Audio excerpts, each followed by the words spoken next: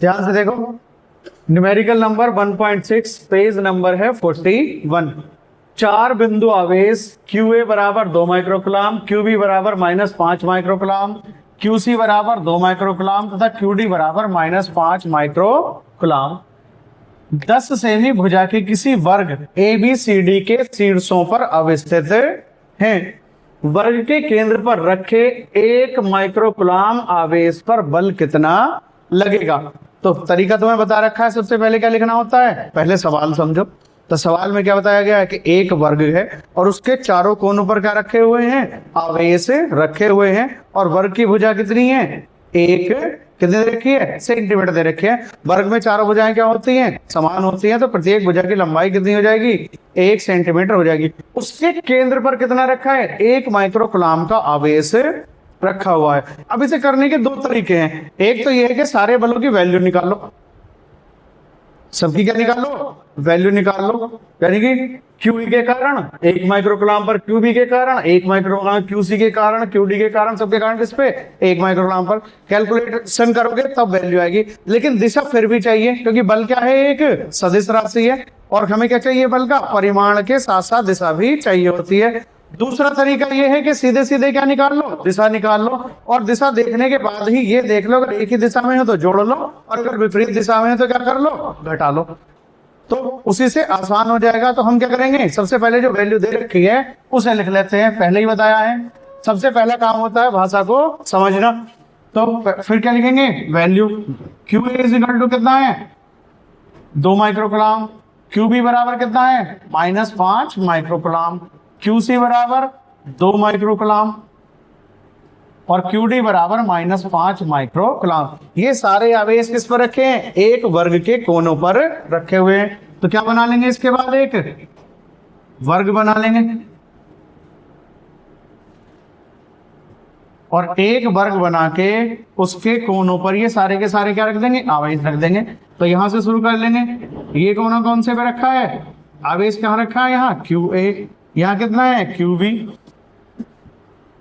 और इसे मान लेंगे कितना, ABCD। इस तरीके से क्या हुआ है, ABCD हुआ। इस पर कितना आवेश है, 2 माइक्रोकुलाम, B पे कितना है, -5 माइक्रोकुलाम, C पे कितना है, 2 माइक्रोकुलाम, और D पर कितना रखा हुआ है, -5 माइक्रोकुलाम। तो इस तरीके से क्या रखे हुए हैं, प्रत्येक कोने पर आवेश रखे हुए हैं। अब इन सभी के कारण इसके केंद्र पर, किसके, वर्ग के केंद्र पर, केंद्र को क्या मान लो, O मान लो, और इस पर कितना कुलाम आवेश रखा हुआ है, 1 माइक्रोकुलाम आवेश रखा हुआ है। इस पे क्या करना है, परिणामी बल ज्ञात करना है। ये हो गया। तो यहां के लिख दोगे कि माना वर्ग के केंद्र O पर 1 माइक्रोकुलाम क्या है, आवेश स्थित। तो सबसे पहले क्या करोगे कि QA के कारण किस पर लगने वाला बल, 1 माइक्रोकुलाम पर, फिर किसके कारण, QB के कारण, फिर QC के कारण, फिर QD के कारण, सभी के द्वारा क्या निकालोगे, बल। यही होगा। तो जब बल निकाल रहे हो तो बल के साथ साथ, परिमाण के साथ साथ क्या चाहिए, दिशा चाहिए। तो हम क्या करें, परिमाण ना निकाल के दिशा निकाल लेंगे, तो दिशा से ही ये सवाल सॉल्व हो जाता है। इसमें परिमाण की आवश्यकता नहीं पड़ती है। कैसे, QA के कारण किस पे लगेगा, ऊपर लगेगा। तो जब ये A के कारण ऊपर बल लगेगा तो दिशा कहाँ होगी, दोनों के बीच में। ये भी पॉजिटिव है, ये भी पॉजिटिव है। जब दोनों पॉजिटिव हो गए तो बल कौन सा ले आएंगे बीच, प्रतिकर्षण। तो कहां दिखाओगे दिशा, इस तरीके से। तो ये कितना हो जाएगा, FA हो गया। यानी कि QA के कारण O पर लगने वाला बल कितना हो जाएगा, FA, जिसकी दिशा क्या होगी, दूर की ओर हो जाएगी। पहली कंडीशन हो गई। अब ये देखो QB ये कैसा है, पॉजिटिव, ये कैसा है, निगेटिव। यानी कि एक दूसरे की ओर को क्या होंगे, आकर्षित होंगे। यानी कि ये कहां आएगा, इसकी ओर को।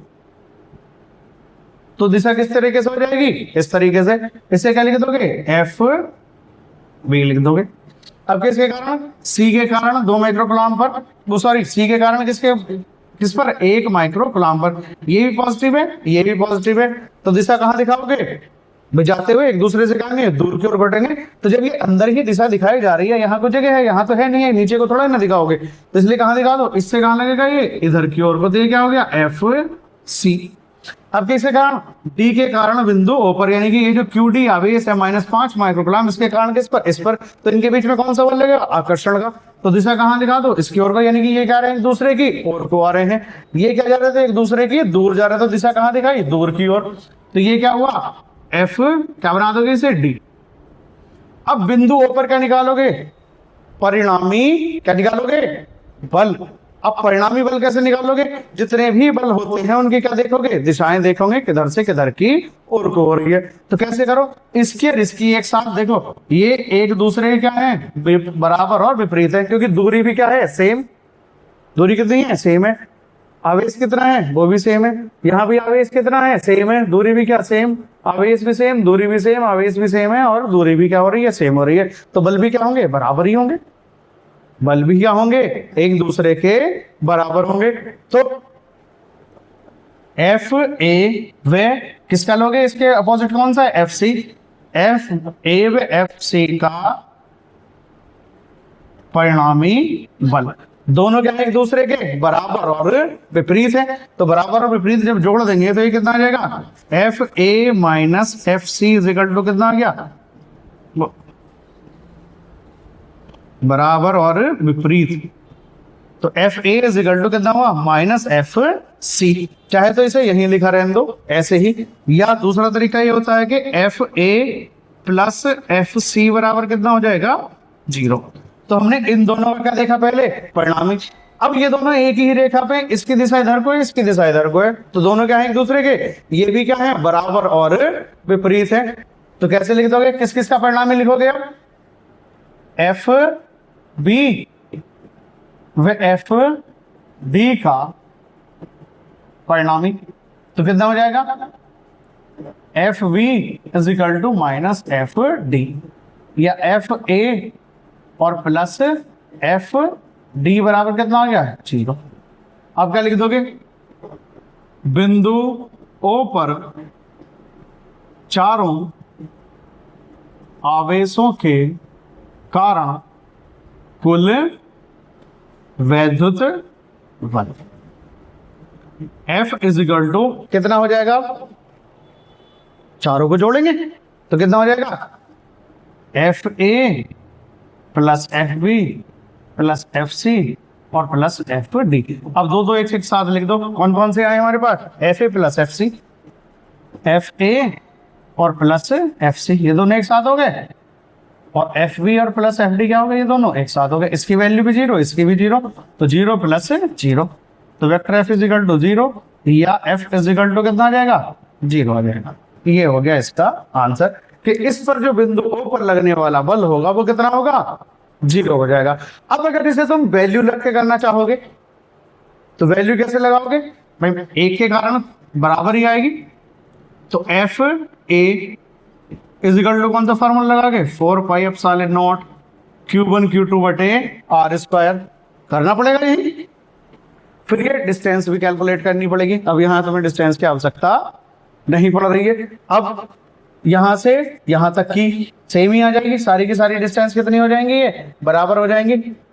तो वो तुम्हें क्या करनी पड़ेगी, कैलकुलेट करनी पड़ेगी। कौन सी लगाओगे, पाइथागोरस थ्योरम लगाओगे। कैसे लगाओगे, एक ही हो गई, एक ही हो गई, और पूरी की पूरी कितनी आ जाएगी, इसे कैलकुलेट करोगे। कर्ण का वर्ग बराबर आधार का वर्ग प्लस लंब का वर्ग, तो 1 का स्क्वायर प्लस 1 का स्क्वायर, 1 का वर्गमूल, 2 का अंडर रूट कितना आ जाएगा, 2 आ जाएगा। फिर क्या करोगे, आधा करोगे, वो वैल्यू यहाँ लगाओगे, फिर Q1 की वैल्यू लगाओगे, फिर Q2 की वैल्यू लगाओगे।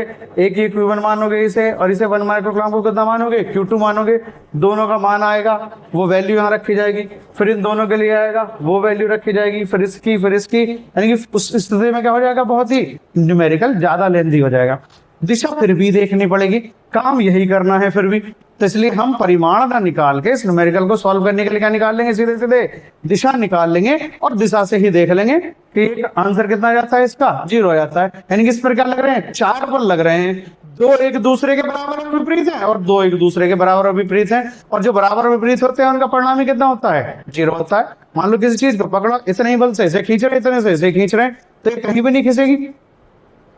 तो ऐसा होगा कि इस पे कोई भी बल नहीं लग रहा। फिर एक इधर से खींचा, एक इधर से खींचा, ना इधर से बल लगा ना इधर से लगा, यानी कि दोनों क्या हो रहे हैं, बराबर और विपरीत हो रहे हैं। तो नहीं इधर को भाग रहा है ना इधर को भाग रहा, इसका परिणामी भी जीरो, इसका परिणामी जीरो, तो कुल परिणामी कितना हो गया, जीरो हो गया। तो पहले इसका और इसका परिणामी निकाला, इसका और इसका निकाला, फिर चारों को जोड़ देता, हमारे पास परिणामी कितना आ गया, जीरो आ गया। तो करो इसे जल्दी से। 1.7 आंसर न्यूमेरिकल 1.7 पेज नंबर 41 पर ही है। पॉइंट ए में लिखा हुआ है कि स्थिर वैद्युत रेखाएं सतत वक्र होती हैं, अर्थात कोई रेखा एकाएक नहीं टूट सकती। क्यों? पहला तो ये है। दूसरा क्या कहा गया है कि स्पष्ट कीजिए कि दो क्षेत्र रेखाएं एक दूसरे का प्रतिच्छेदन नहीं करती हैं। तो देखो पहले ही तुम्हें बताया जा चुका है ऑलरेडी, जब थ्योरी पढ़ाई गई थी, कि वैद्युत बल रेखाएं क्या होती हैं, प्लस से निकलती हैं, किसमें समाप्त होती हैं, माइनस में, यानी कि धनावेश से निकलती हैं और ऋणावेश में क्या हो जाती हैं, समाप्त हो जाती हैं। यही बताया गया तुम्हें। तो अब सतत वक्र तो होनी है, तो ये हमेशा किससे निकलेंगी, प्लस से निकलेंगी और किस में पहुंचेंगी, माइनस में पहुंचेंगे। अब क्या करें, एक का एक नहीं टूट सकती। सपोज करो कि टूट गई, तो टूटेंगी कब, जब प्लस और माइनस एक दूसरे के पास नहीं होंगे, और नहीं होंगे तो इसका मतलब क्या है कि वहां वैद्युत क्षेत्र उपस्थित नहीं होगा। तो क्यों नहीं टूटती हैं, क्योंकि अगर वैद्युत क्षेत्र स्थित होगा तो वैद्युत बल रेखाएं कहां से निकलेंगी, प्लस से निकलेंगे और माइनस में ही जाएंगी। रेखाओं के टूटने का मतलब यह है कि वहां वैद्युत क्षेत्र उपस्थित नहीं होता है। ये तो हमने इस तरीके से बनाया, इस तरीके से समझ लो कि एक प्लेट कैसी है हमारे पास, पॉजिटिव है, और दूसरी प्लेट कैसी है, निगेटिव है। तो वैद्युत बल रेखाएं कहां से कहां आती हैं, प्लस से माइनस की ओर, यही आती है ना। अब इनमें से एक प्लेट को हटा दो तो टूट गई बल रेखाएं।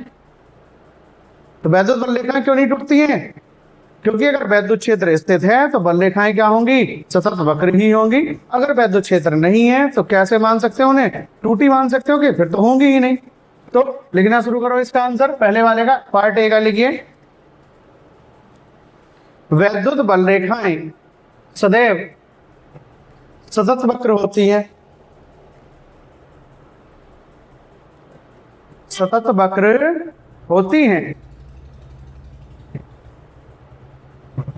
अगर वे टूट जाती हैं, अगर वे टूट जाती हैं तो इसका तात्पर्य है, अगर वे टूट जाती हैं तो इसका तात्पर्य है कि वहां वैद्युत क्षेत्र नहीं है। अगर वे टूट जाती हैं तो इसका तात्पर्य है कि वहां वैद्युत क्षेत्र नहीं है। आगे बात समझ में। अब पार्ट बी का आंसर लिखिए।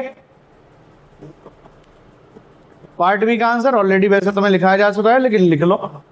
वैद्युत बल रेखाएं, पार्ट बी का आंसर लिखो जल्दी से।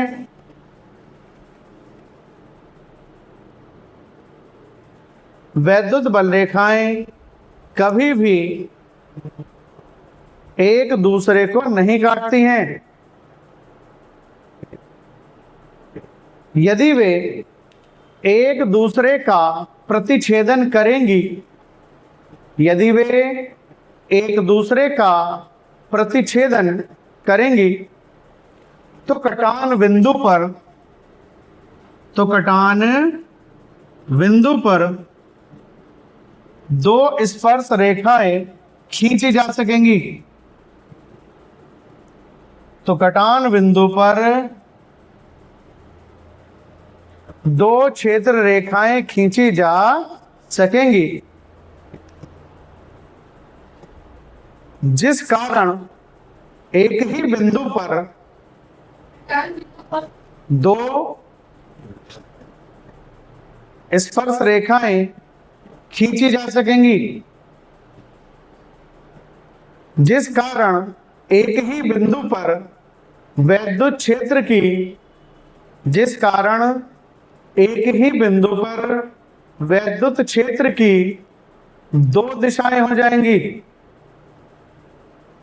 जिस कारण एक ही बिंदु पर वैद्युत क्षेत्र की दो दिशाएं हो जाएंगी, जो कि असंभव है,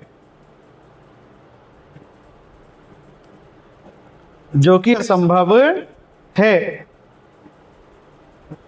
देखो कैसे समझो, ये क्या है, दो बल रेखाएं हैं, ये यहां से जा रही है, ये यहां जा रही है, और ये यहां जा रही है, ये यहां जा रही है। दोनों ने कर दिया, एक दूसरे को काट दिया, किस पर, इस बिंदु पर। तो एक तो इसके कारण दिशा होगी, एक इसके कारण दिशा होगी। तो कितनी दिशाएं होगी, दो। एक ही बिंदु पर दो दिशाएं नहीं होती है, जो कि इससे पहले ही पॉइंट में जब वैद्युत बल रेखाओं के गुण लिखा रखे थे, तभी तो मैंने तुम्हें बताया था कि किसी बिंदु पर बल रेखा के किसी भी बिंदु पर खींची गई स्पर्श रेखा क्या कहलाती है, उस पर वैद्युत क्षेत्र की दिशा को, मान ली बिंदु P है तो ये दिशा कितनी हो जाएगी, EP, और ये कितना है बिंदु Q है तो ये दिशा कितनी हो जाएगी, Q। एक ही बिंदु पर क्या करती है ये वैद्युत क्षेत्र की दिशा, यहाँ भी होगी, यहाँ भी होगी। अब यहाँ एक दिशा इसके कारण होगी, एक दिशा इसके कारण हो जाएगी, जो कि क्या है, असंभव है, ऐसा नहीं होता है।